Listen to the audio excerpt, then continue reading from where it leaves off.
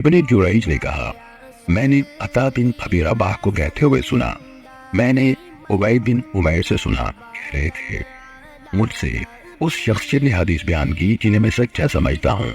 عطا نے کہا میرا خیال ہے کہ ان کی مراد حضرت عائشہ رضی اللہ تعالیٰ عنہ سے تھی کہ رسول اللہ صلی اللہ علیہ وسلم کے عہد مبارک میں سورج کو گرہن لگ گیا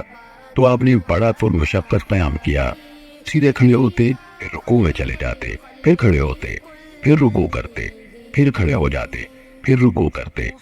2 رکعتیں 3 رکوع اور 4 سجدوں کے ساتھ پڑھی، پھر آپ نے سلام پھیرا تو سورج روشن ہو چکا تھا۔ جب آپ صلی اللہ علیہ وسلم رکوع کرتے تو اللہ اکبر کہتے، اس کے بعد جب رکوع کرتے اور جب سر اٹھاتے تو سمع اللہ لمن حمیدہ کہتے، اس کے بعد آپ خطبے کے لیے کھڑے ہوئے، اللہ تعالیٰ کی حمد و ثنا بیان کی، پھر فرمایا سورج اور چاند نہ کسی کی موت پر بے نور ہوتے ہیں اور نہ ہی کسی کی زندگی پر، بلکہ وہ اللہ کی نشانیاں ہیں، ان کے ذریعے سے وہ اپنے بندوں کو خوف دلاتا ہے۔